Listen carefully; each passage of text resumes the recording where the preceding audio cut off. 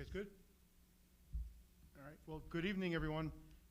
Welcome to the first meeting of the 2020-2021 Ad Hoc Redistricting Committee for the Peabody Public Schools.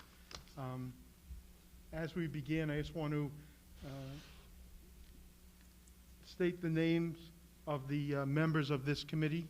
They will be, or they are, Dr. Joshua Vidala, City Councilor Ryan Melville, Principal Jackie Orfanos, Jocelyn Sullivan, Joanne Splain-Eager, A.J. Gruby, Christina Tadiello, and Dr. Herbert Levine, and myself, Jared Hockman.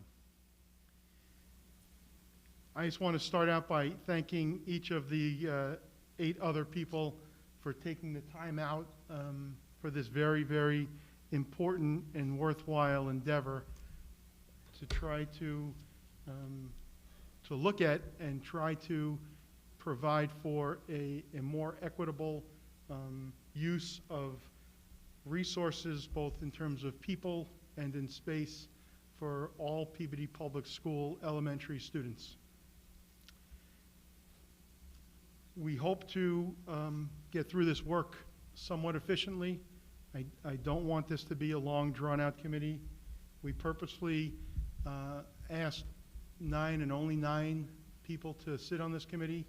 You each bring many talents with you, and we hope to be able to utilize those talents during the course of our work. You all check many boxes that are important for us in our efforts to look at how to more equitably utilize the resources within our school system.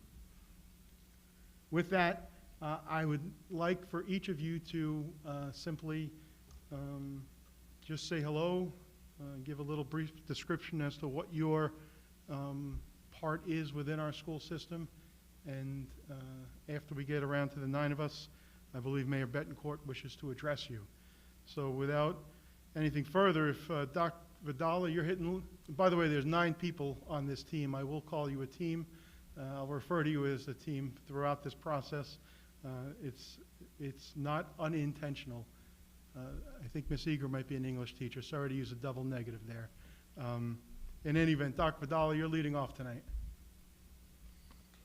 Thank you, Mr. Hockman. So I'm Josh Vidala, Superintendent of Schools, and I am also a parent of students in Peabody Public Schools. Councilor Melville? Thank you. My name is Ryan Melville. I'm a counselor at large and went through all Peabody Public Schools, Welch School, Higgins, all the way through the high school. And I serve on the Peabody City Council. I look forward to working with all of you. I think this is a great team. I know some of you I look forward to meeting in person at some point, and I'm looking forward to doing a lot of listening and contributing in any way I can. Thank you. Principal Orfanos?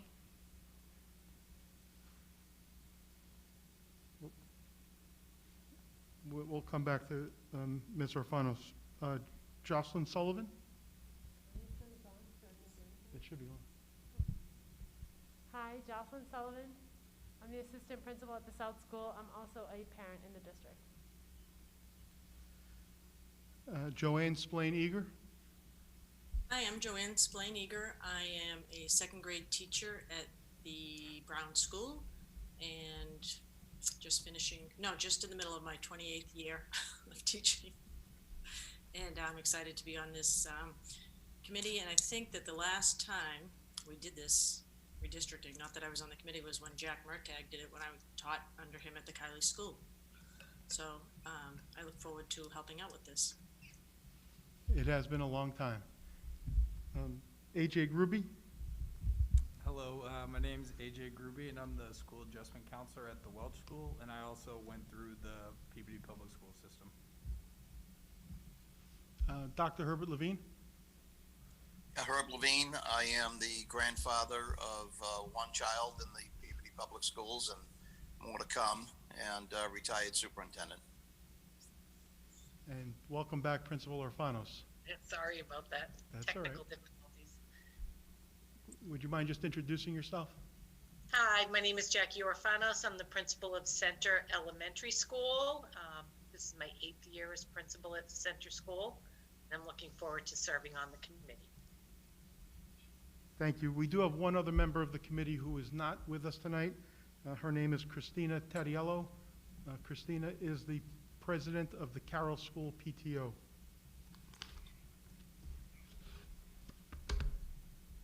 Before, and I don't see Mayor Betancourt on yet, but I believe he will be joining us shortly. So as you can tell by the roster, the cleanup hitter on this team is Jocelyn Sullivan. She's a cleanup hitter for a reason. I spoke to Ms. Sullivan prior to today's meeting to ask her if she would take on some responsibilities, some additional responsibilities to keep some minutes and records and act as our secretary, if you will, or record keeper is maybe a better term. So Jocelyn has agreed to do that. She'll put some minutes together of these meetings. She'll also work with me and others to maintain documents on the Google Drive that has been set up and each of you have been invited to.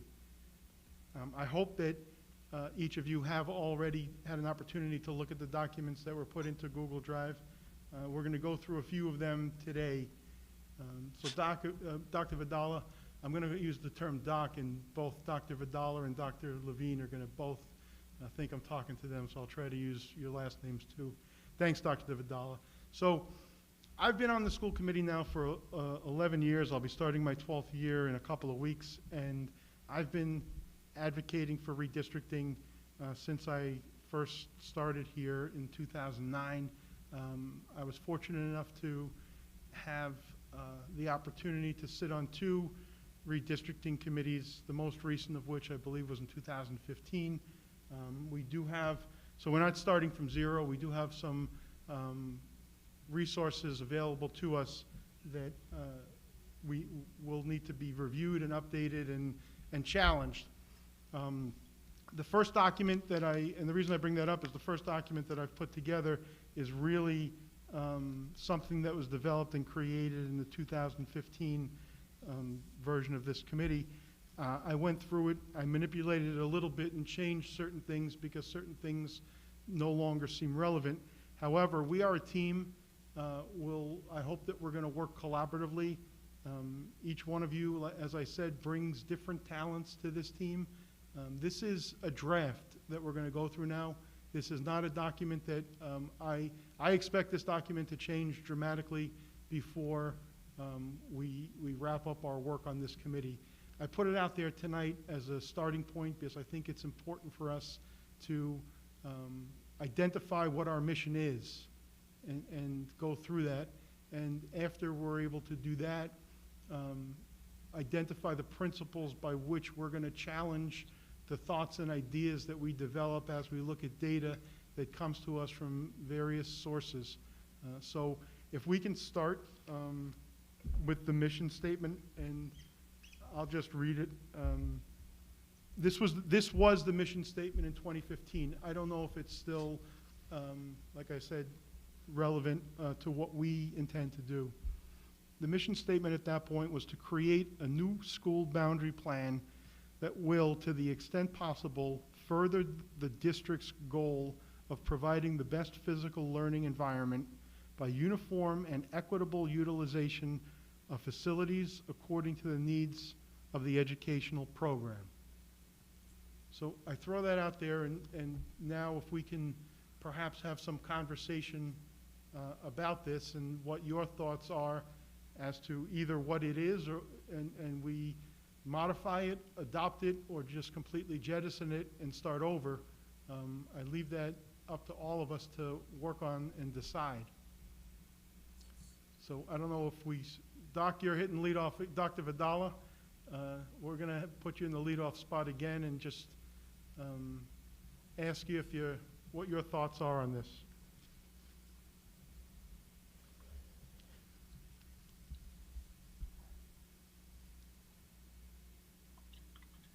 Sure. It looks pretty good to me, Jared. I know that this is something that you had already created from last year. I don't know if there's anything within the current policies that also need to be incorporated here. It may not be in the mission statement, but something around open enrollment and things like that may be something we discuss later.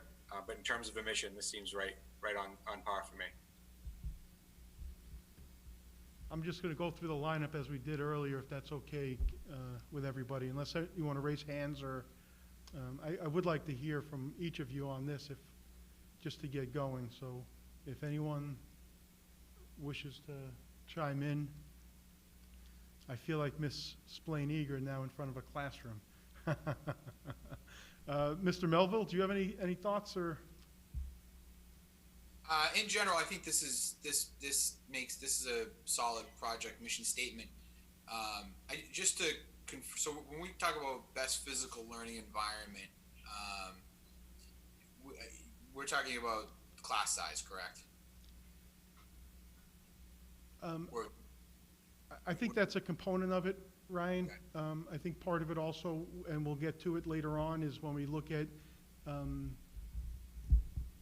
some specials, like music and art and things like that, and whether we're going to have conversations about whether those are best served through in independent classrooms if possible, or if we could share classrooms for those. So some of that programming, I think we're talking about when we talk about best physical learning environment.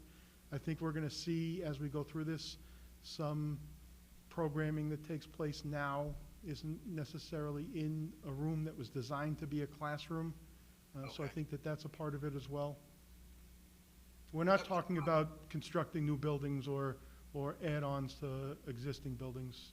No, I totally understand, and I think I was just I'm sure during this process we'll get a baseline of what that would entail. But yeah, I think this is great starting point. Thank you, Jared. I'm sorry to interrupt, but I keep getting a pop-up that our 9th member is trying to get on, but she can't. Oh. Thank you, Doc.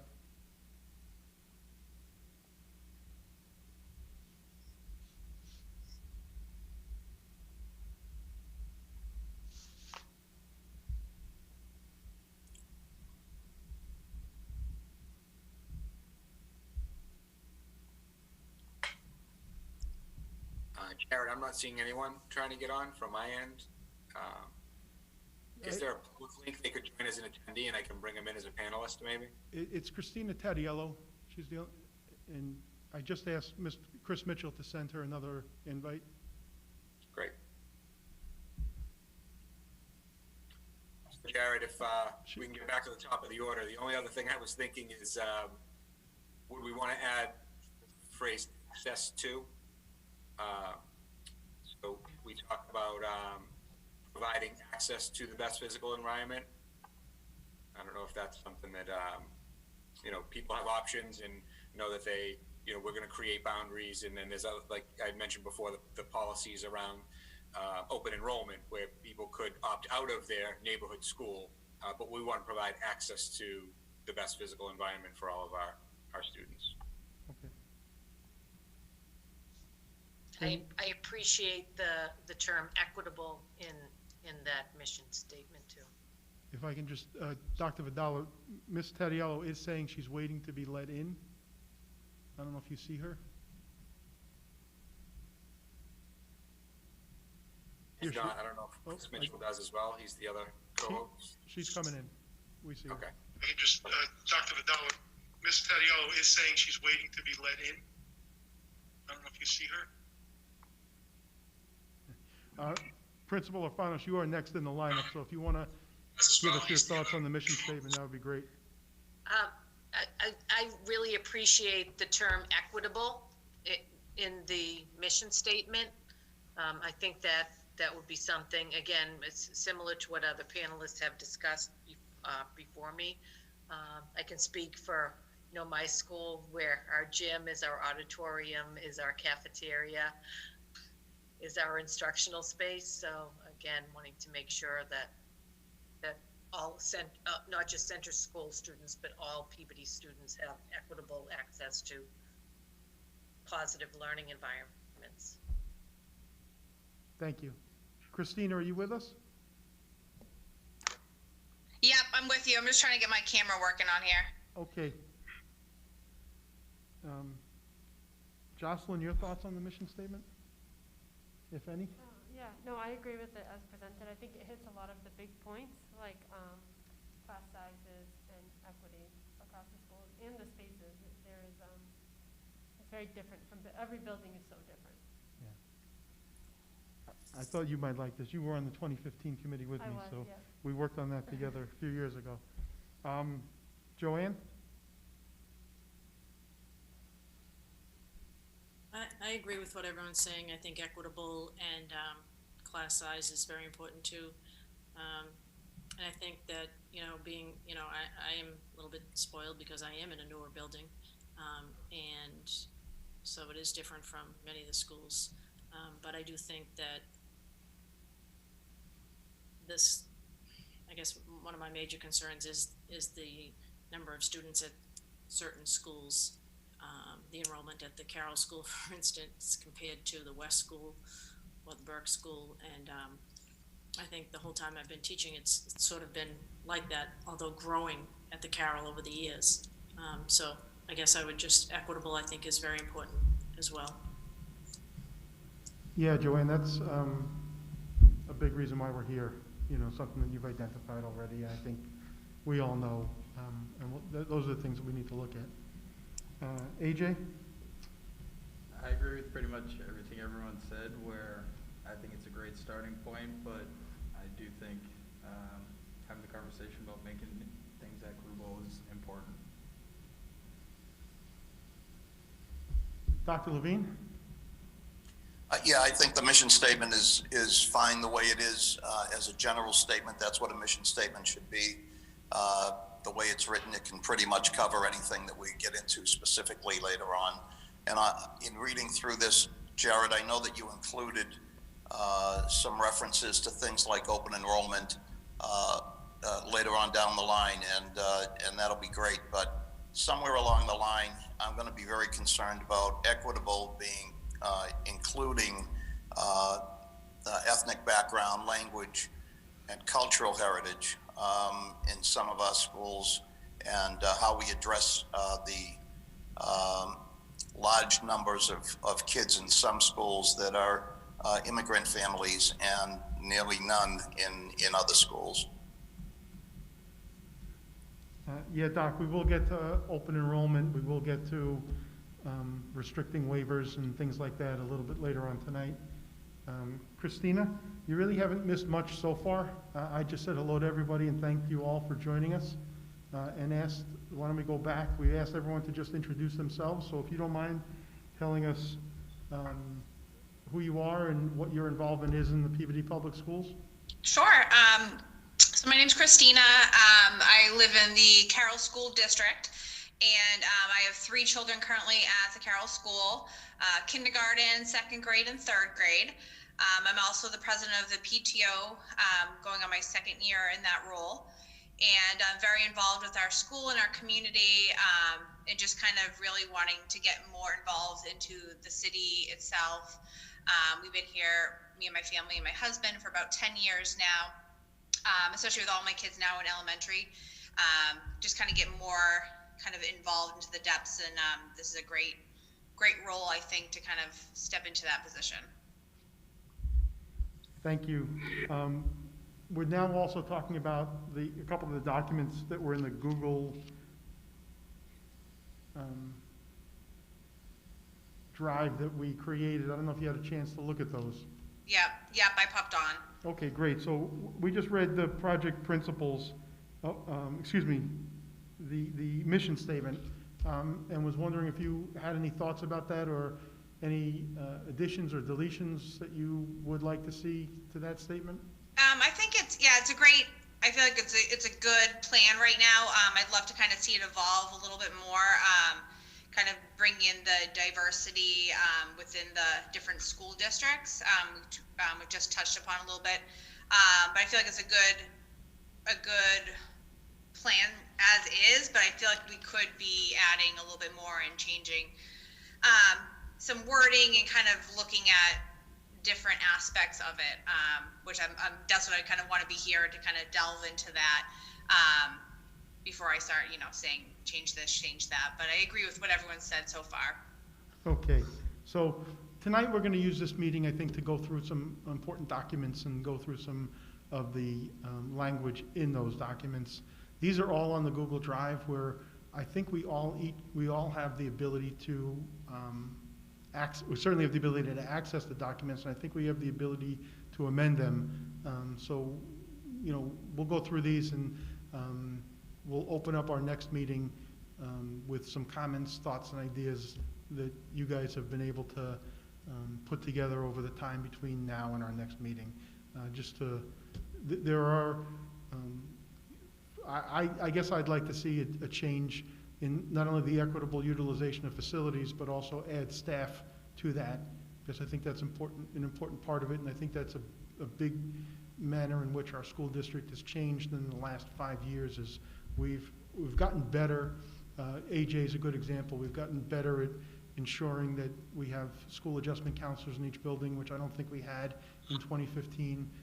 We have, I think, more specialized special education programs. Back in 2015, we still had some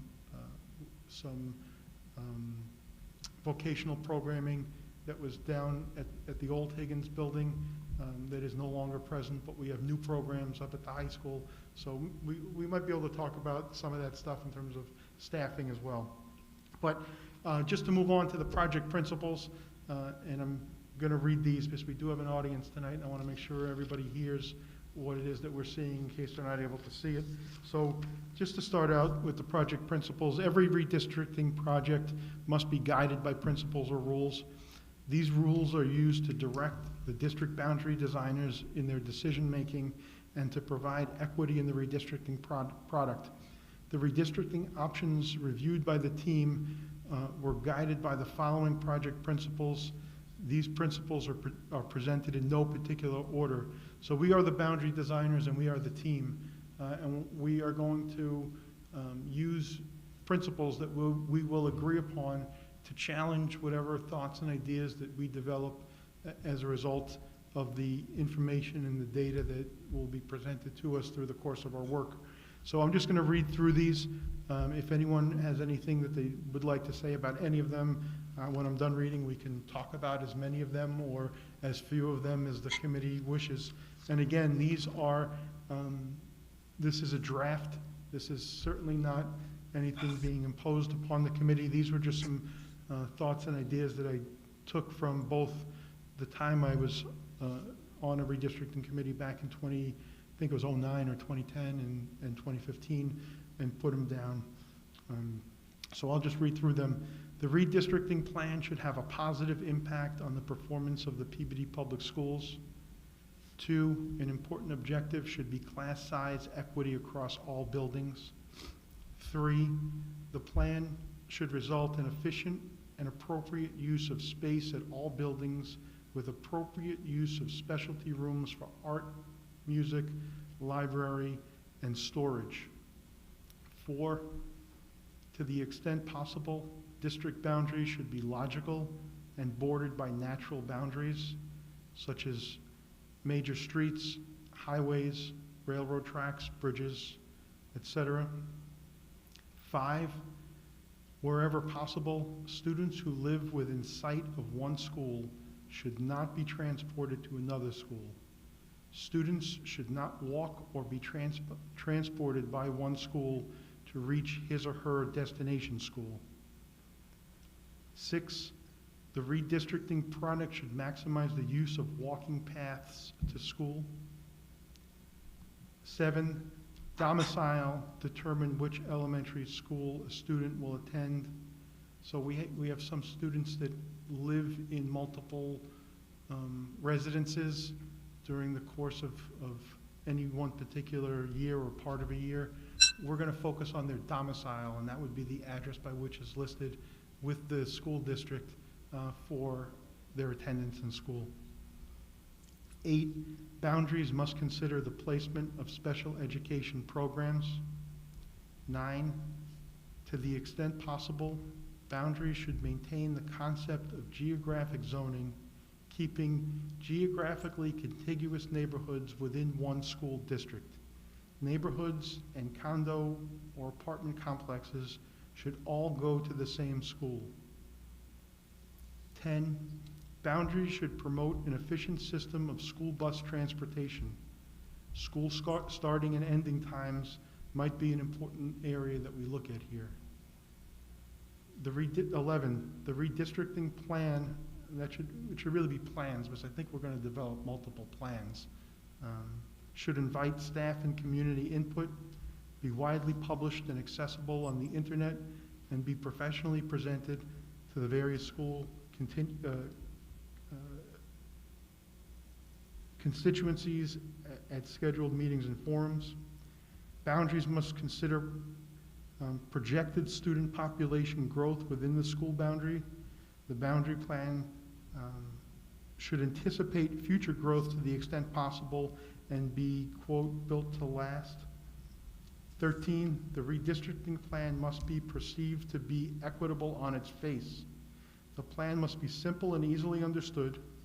There should be no lotteries or special classes of students or families who are granted special waivers from following the redistricting plan. I think that was a point Dr. Levine brought up earlier. The redistricting plan should seek wide public and professional input through focus groups and hearings. 15, the redistricting plan will set open enrollment students back to their home school districts, and then open enrollment applications could be considered once the plan is in place. The redistricting outcome should strive to impact the fewest number of students and families. 17, the redistricting plan must honor negotiated class size agreements. Mainstreamed and special education inclusion students must be considered in class size calculations. And I'm hoping, and being a little optimistic here perhaps, but the committee will make recommendations, that is this ad hoc committee will make recommendations to the school committee that will be part of the fiscal year 2021-2022 budget considerations. So that is the list of project principles that, like I said, has been put forward in the form of a draft, and I don't know if anybody wishes to talk about any of those or none of them. I won't go around the room this time, so if you wish to speak, raise your hand or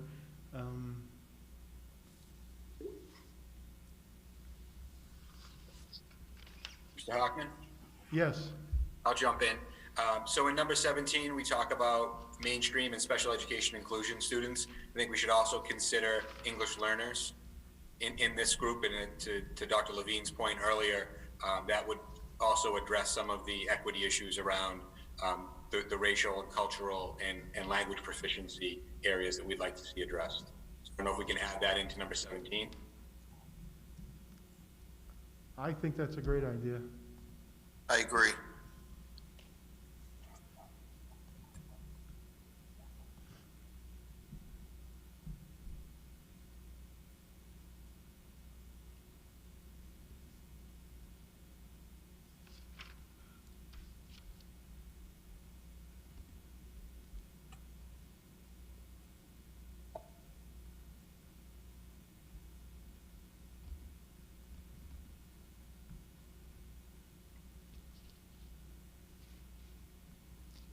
Does anyone else have any thoughts or ideas on any of these principles? If not, I think, again, we can work on these between now and next meeting, and hopefully at the beginning of next meeting come to an agreement on what the principles should be that guide our conversation and challenge our results. Jared, I just wanted to make a comment around 12. I think it covers it, but plan should anticipate future growth to the extent possible and be built to last. I think not only census information, but constantly being aware of planned construction projects, new apartments, new developments. I know that there's a number of elementary schools that are anticipating a rise in enrollment because of that. I don't know if that captures that there. I think we're going to get to that, Jackie, when we go through Okay.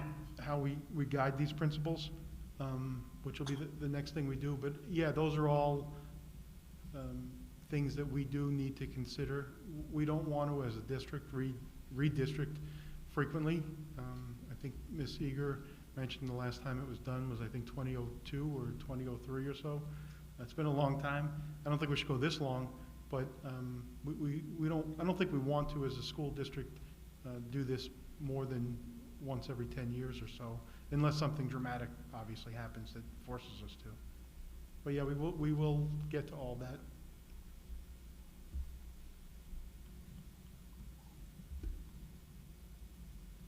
All right, so I think, Doc, if we can go, Doc Vidala, if we can go to the guiding principle document.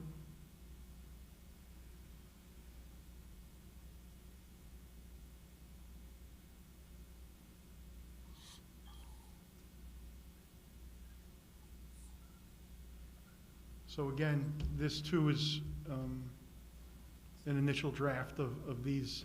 How do we guide these principles that we are going to develop to challenge the thoughts and ideas and the plans that come together at the end of this? So one of the things, and one of the ways we did this in the past, and I think might be a good idea if we continue with that, is to break out into various subgroups to take on some of these responsibilities, because we are going to, we as the team are going to need to contact and other individuals outside of the team to get information and bring it back to us so that we can, all see it and use it to develop these plans. So for example, we broke down, I think it's 7 different groups, 6 different groups, excuse me. And I'll just go through them again, and I'll read through the document again, just so those that are watching can hear what they are if they're not able to read them. So the first group would be transportation, and one of the biggest things that we need to consider in redistricting is what is the financial impact of redistricting when it comes to transportation. We do live with a finite budget that is unfortunately shrinking these days due to the current circumstances. So we are going to be, we need to be cognizant of what the actual cost of transportation would be in each of the plans we develop. In order to look at that, some of the ideas that I just threw down here is to identify who is currently bused to attend classes outside of their home elementary school. What impact would flipping starting times have on transportation? In other words, would we be able to save some money if there is an additional expense for transportation with redistricting by changing the start times of school to allow buses more time to pick up kids and drop kids off? Second area would be special education. We're going to need to identify self-contained classrooms as they presently exist in each building, each of the 8 elementary school buildings. I think what we're going to see, and maybe I showed my hand a little bit here, is identify children from the south, east, and central parts of Peabody that are being bused to West Peabody for special education programs. I think, and I'll continue, I'll say I think when I don't know, because I don't know for certain, but I think that we have populated, and I think Ms. Eager talked about the population, I don't know if it was Ms. Eager or Ms. Orfanos, about the West School as compared to the Carroll School and things like that. What we've done as a school district is created or used that space in an efficient manner to house special education programs. I'm interested in the equity side of that as well, and looking at who's traveling across the city and how long they're being bused, and maybe see if that's something that, you know, we're able to alter with any of the plans that we develop. And then identify what programs the school district thinks we should have for special education in the future that we don't currently have, and what space might be available for that. In other words, is the lack of space as we currently use it defining what special education programs that we might need are not coming to the school district.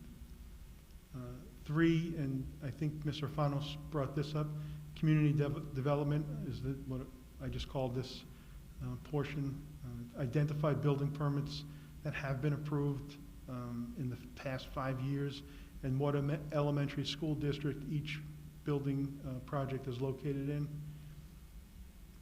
Identify multiple bedroom units within those developments. Look at, and I know the center school has this concern every year, as do other schools around the city. Identify rental versus owner-occupied units. The transient nature of rental units changes the population within elementary schools, so we need to, I think, look at those things. Research housing trends. I mean, we're seeing, we thought we saw, both back in 2010 and 2015, we thought we were going to see seniors flying out of the city who were living, who were empty nesters, you know, who were living in single-family homes that might have been too big for them, or had properties that might have been too difficult for them to care for. And I don't think we're seeing that. I think we're seeing a growing older population in the city of Peabody, but we need to research that and see if that is the case, or if I'm completely wrong about that. Downtown development, the city's put a large focus on the development of downtown. Main Street, there's been a resurgence of housing above commercial space in that area. I think we need to look at whether or not those buildings have multiple bedroom units, and if there are students there, and where they're currently going and to school and things like that. I don't know if there is a capital plan for us to review, but I think we do need to start a conversation about whether or not there is some plan within the school department as far as retrofitting schools or additions to schools with portables and things like that. One thing I think we will look at here that is going to be timely is the Welch Elementary School project.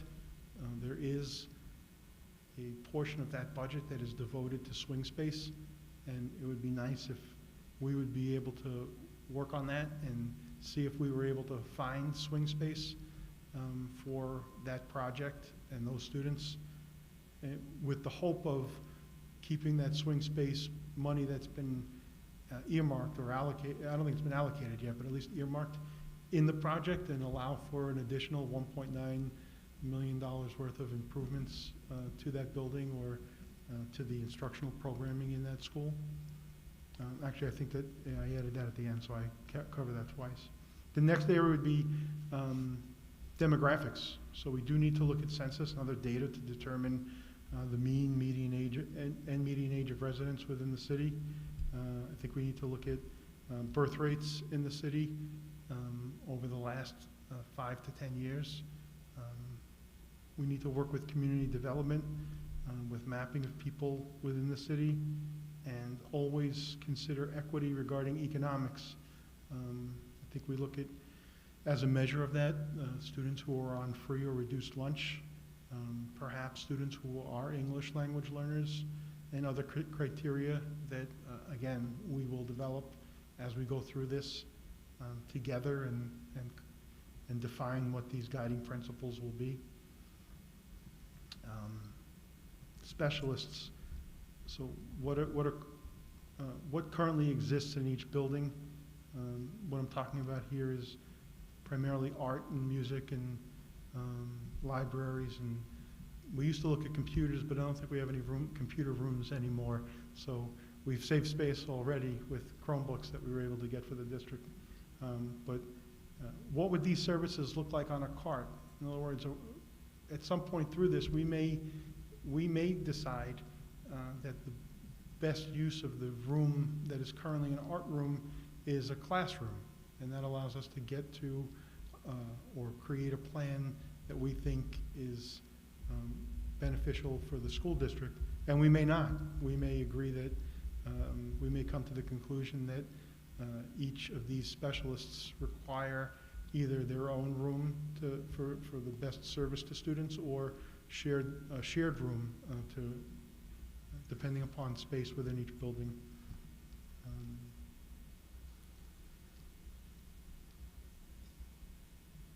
And then, what do we have? Benefit analysis of keeping kids within organic boundary with these services on a cart. So again, if we're able to keep students in their own home school, and the only way to do that is to put these services on a cart, is that something we're interested in exploring or doing?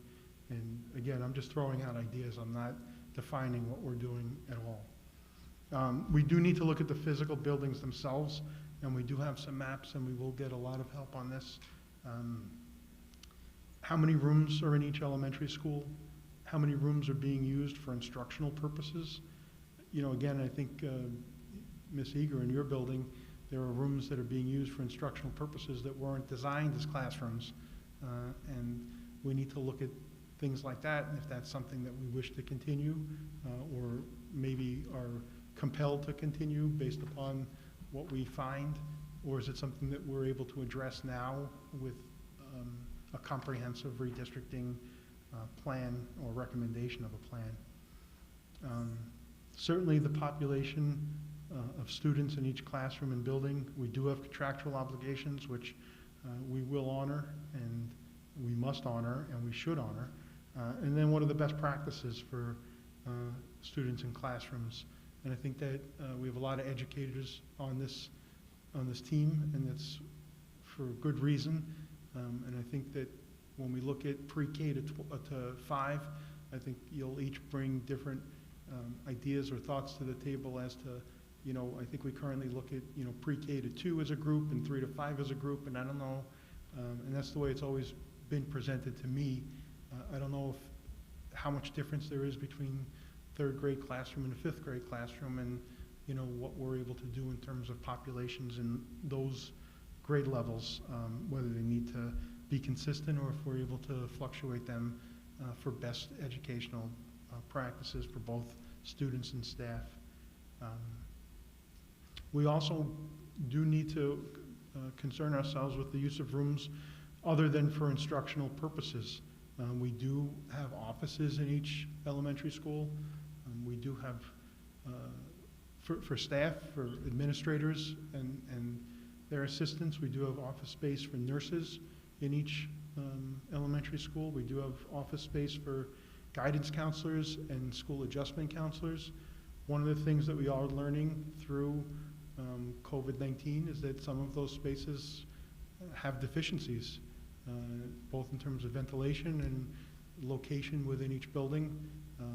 And you know, we're here, so I think we should look at it all. I think it's all on the table. So that goes through what I was hoping to talk about tonight. I don't know if anyone's prepared to make any comments again on this document and these guiding principles. Yeah, Jared, I'd like to jump in for a sec. Can you guys hear me? Yep, you're good, Dr. Levine. Dave Kenniston has a capital plan that he worked on for years. Every time we talked about it, he'd walk over to a drawer and a lot of dust would come out, but he still probably has that baby somewhere that we could ask him to forward along to us so that we could take a look at it. But he was constantly working on and updating a capital plan that much of which never got implemented. But I do intend to call him. I was waiting until after this meeting to ask him to maybe help us out with some of the things that he worked on, because he worked on a lot of this stuff over the years.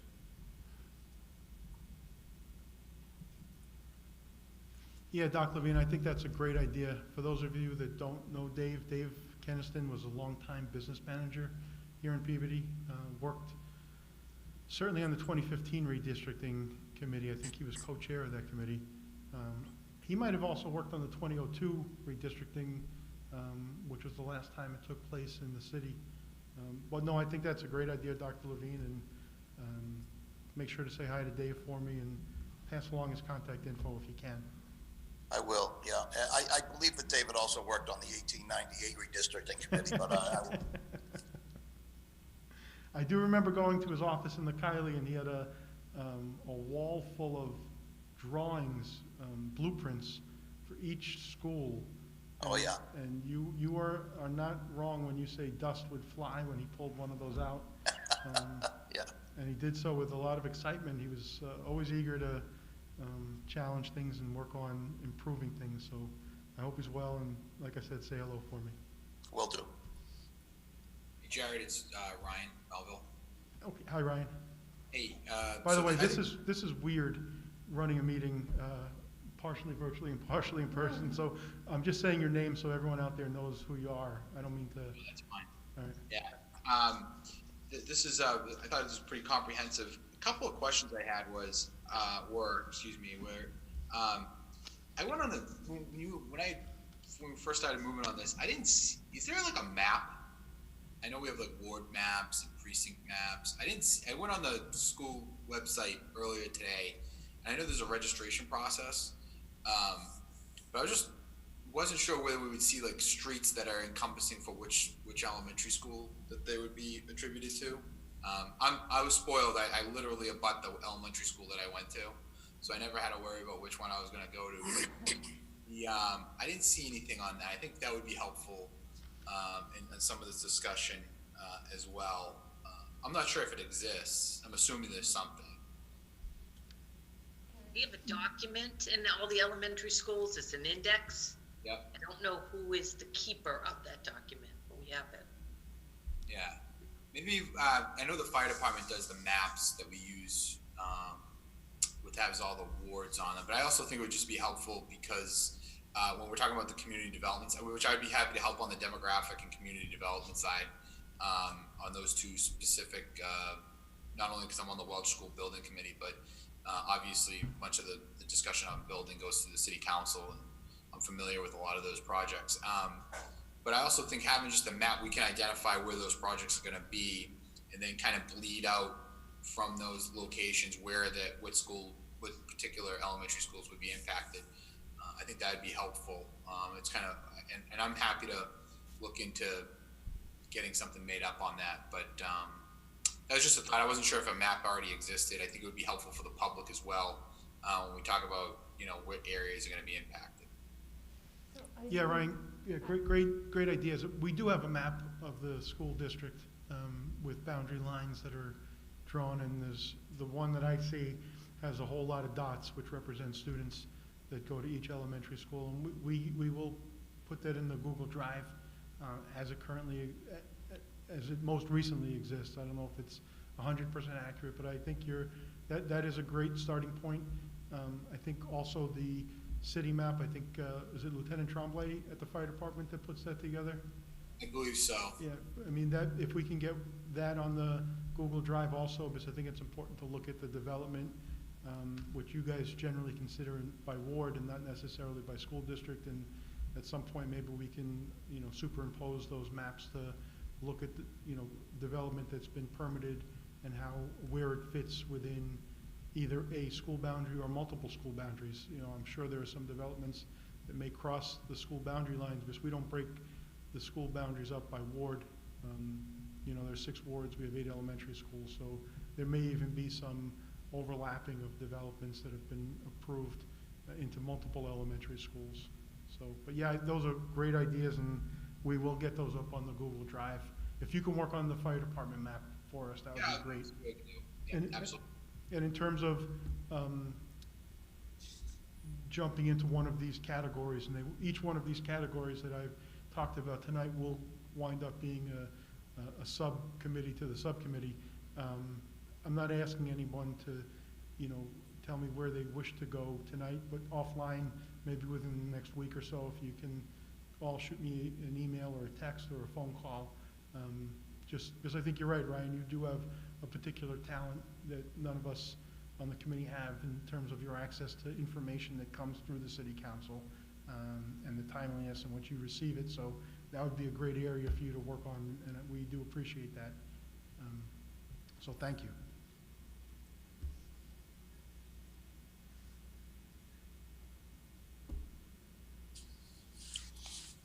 All right, well, if what I'd like to do, I've concluded what I intended to go through in 52 minutes or so. I expected it to be about 2 hours, but we will get to feedback, and I think that that's important at this stage of this committee. You're all incredibly important members of this team. This isn't a decision that's going to be driven by 1 or 2 or 3 of us. We all have a voice, and you've all been asked and selected to be on this committee for a reason. It wasn't random, trust me. I thought long and hard about who I wanted to populate this committee. I put those names before both Mayor Betancourt and Dr. Vidala so that we can ensure that we were going to have as comprehensive of a committee and a team as we do. We touch in a lot of areas, not meaning to you know, single out anybody here, but you know, Principal Orfanos is, I think, the senior elementary school principal in our district. Miss Eager not only has been teaching for as long as she has, but she's also a high-ranking officer in the teachers union, and I think that that's important that we have teacher union representation on this subcommittee. Ms. Sullivan is not only a vice principal at the South Memorial School, but she's also a former president of the administrators union, and before that she was a special educator. So she's bringing multiple hats here.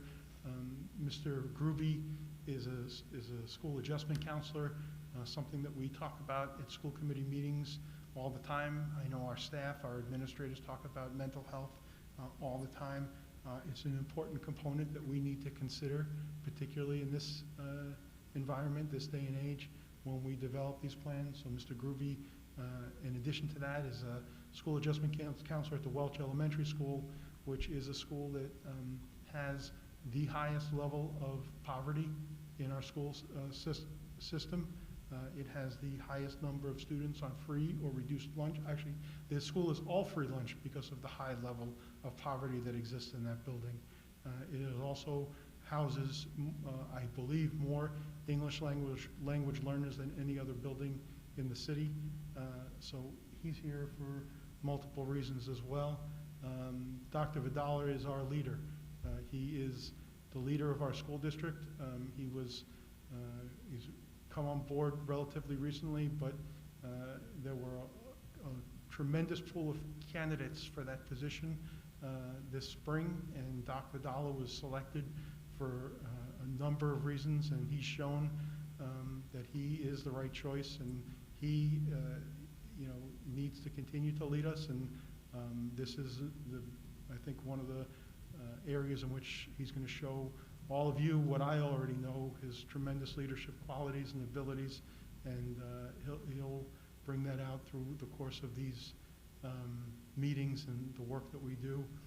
Ms. Tadiello is someone who I don't know too well, probably the least out of everybody here, but she comes with high credentials and accolades. She's also a volunteer for No Child Goes Hungry. She delivers food to kids throughout the city every Friday. So I know already that she has a tremendous heart, and being a PTO president and having 3 children in elementary school, I don't know how she has time to join us, but she's bringing a perspective of a parent, of a PTO president, and also having 3 students in the largest elementary school within our city. Doc Levine, he's Doc Levine.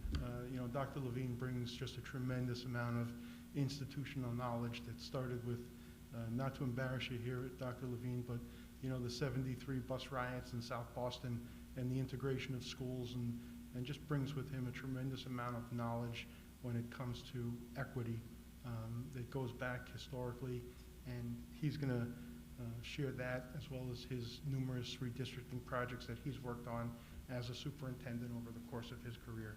So with all that, I think at this point I'd like to ask each of you to go over the 2 documents that we went through tonight, provide comments. By the way, I don't want to keep talking to Ms. Eager. She's an elementary school teacher. Ms. Sullivan is too. But no question is a stupid question. No thought is a bad thought. There's no judgment in this committee at all. It won't be tolerated. We put ideas out there and we discuss them, and we'll challenge them with these principles because we need objective criteria by which we're going to work through. But any idea is a great idea, and bring it up because it's the compilation of our thoughts and ideas that are going to create redistricting plans that are viable, and that's our goal. We need to create redistricting plans, multiple, I think, redistricting plans to give options to staff and to students and to families so that we can come up with the redistricting plan that works and fits for Peabody. So please, I implore you to go through these 2 documents, and they are on the Google Drive. I believe you're all able to write on them and access them at will. If you prefer to reach out to me and talk to me about it, I'm happy to. You all have my cell phone number, my email address. I think most of you are friends with me on Facebook as well. However it is you wish to communicate with me, that's great. And the other thing is, if you can, I will put up a grid on the Google Drive probably tomorrow of these 6 categories that I think we need to develop subcommittees for. And if you will either reach out to me or plug your name into one or more of those categories, I think that would be beneficial for the group so that we can move forward. I don't want to tax too much of your time on this committee, but I also don't want this committee to exist too long. So we do have a fair amount of work, and I'd like to schedule our next meeting for after the new year, but not too far into the new year. I was thinking perhaps January 5th.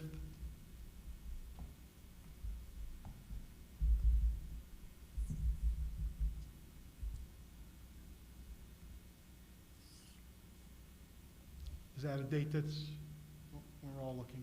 Yep. I know Doc Levine's available that day. I have to check my social calendar. Jared, that should work for me. Okay, so let's put on January 5 for our next meeting. And then I generally like to run under at least 2 meetings forward. I don't know if we're prepared to schedule 2 meetings now, or if not, maybe on January 5th we look at 2 additional dates from there so that we all have ample time to schedule for and make time for these meetings. I'm ecstatic to see 100% attendance tonight, and I hope that we'll all be able to either, with Zoom, one of the benefits of Zoom is that we can all meet and congregate from afar. So I hope that we can continue this, and like I said, you are all important and special people, and we need your help. Okay? So unless anyone has any closing remarks, I know the mayor wanted to join us at some point tonight to greet you all and thank you for the work you're embarking on. I'm guessing he got tied up. There's a whole bunch of stuff going on around the city, both COVID related and non-COVID related. So he and I did talk earlier today, and that was his intention. I'm guessing that he got tied up into something that was urgent, and he will join us on the 5th to make his remarks to you. Okay? All right. Well, thank you all for being here tonight, and I look forward to working with all of you. Thank you. Thank you. Thank you, Jared. Thank you.